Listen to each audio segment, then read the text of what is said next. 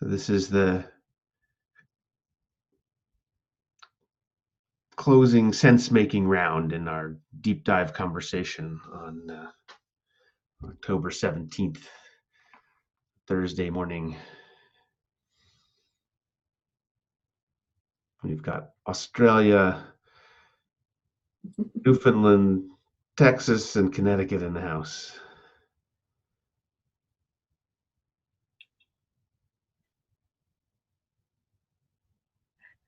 What I gained from this time together is humility.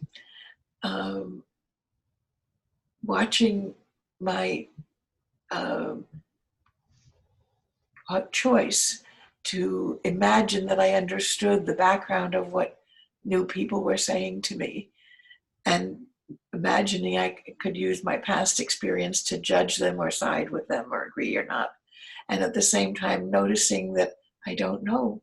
I don't know what it means when they tell me what they're doing in a very few moments with language, maybe that I'm not too familiar with, also. And the joy I feel that we have a 6-week period of time to stay with the same issues until we do have a much richer understanding of what each of us wants and needs and can understand of it.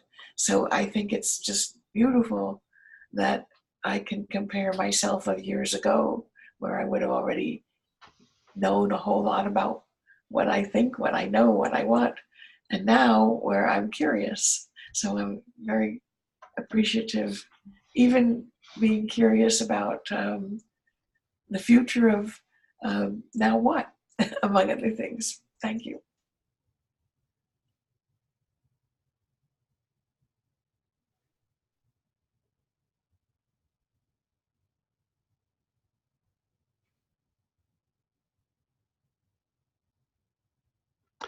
I think a couple of things that stood out for me.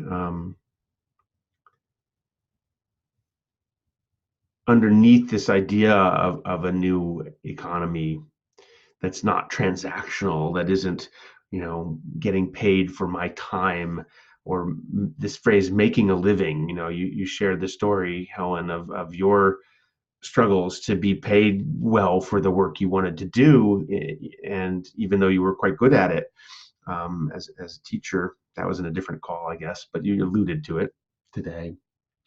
And my own experience with how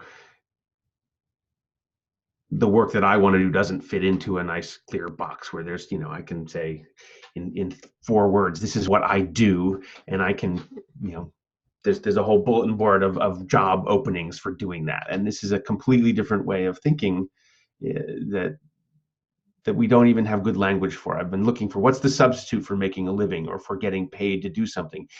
People are offering work in service to now what? And it's a gift, and that's clear. Okay, it's a gift. And we have this gift economy where there's all kinds of exchanges. And if you're a member of the collective, you can receive financial, see, what's the right word? It's not a return. This isn't a return on investment. You've made a gift. You're going to receive gifts in return. But it's not a direct exchange. So I'm still struggling to find the language that really embodies the spirit of the gift. But I believe that what we all want is to give our gifts and to be supported for doing it, as in the the ancient ways of living that you described, Mark, where that was simply how we operated as a group. That's how we all survived, and there were deep ties of connection, relationship, and reciprocity. You talked about that.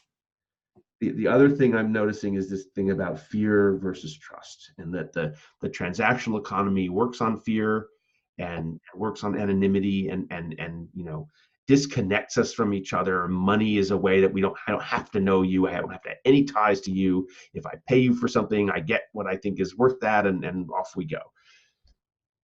Whereas this way of being in the gift is based on building relationships and trust. And part of the question for me, or part of what I see as possible, is that actually we might be much more willing to trust, to act as if people are trustworthy, and find that they are, even within a fairly open container like now what, or I don't know, half the people that are coming into this space.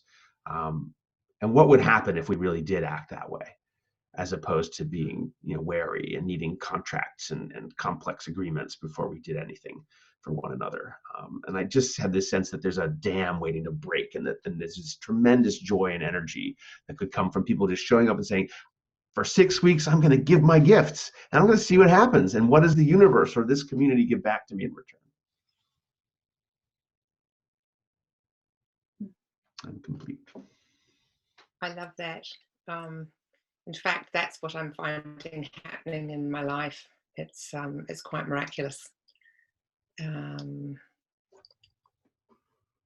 When I act from that place of trust and am truly giving, rather than giving but with some hidden expectation of return, there was a big shift I had to go through around that, or I chose to go through. And it's really interesting. Before I went through that internal shift, I was really stuck, in a lot of material ways. And once I went through that shift, this incredible magic started happening. And it's not necessarily measurable in cash, although I have a sufficiency, to be honest. But I had to be prepared to totally let go. So long as I was holding on to that need, that feeling of need or want, the magic didn't happen.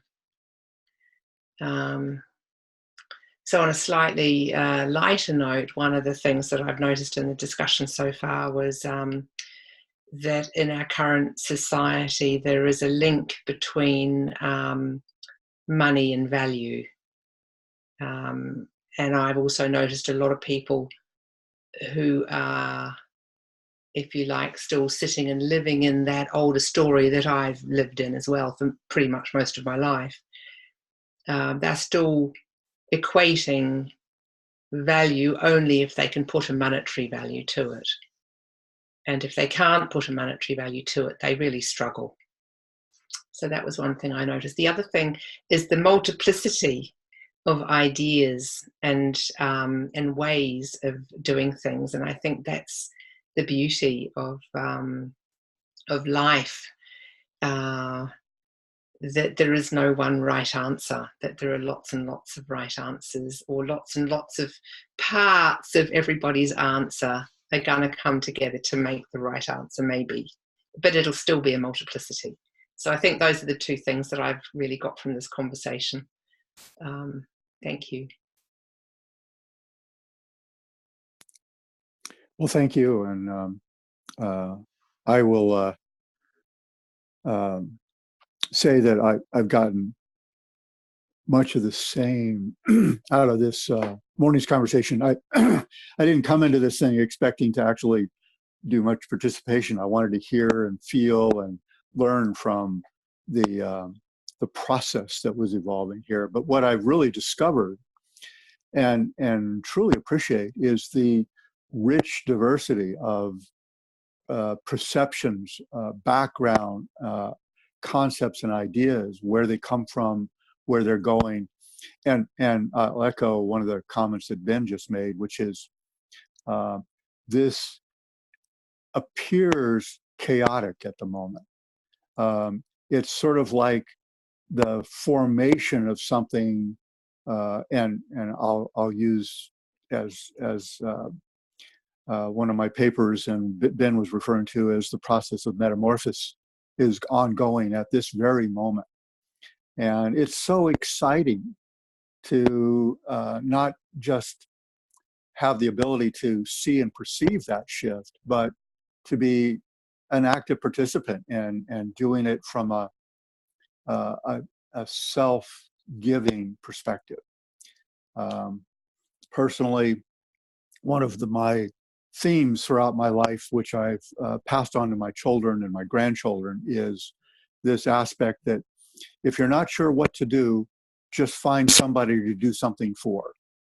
and everything will organize itself. So I want to say thank you very much, and I've really appreciated being part of this. Thank you all.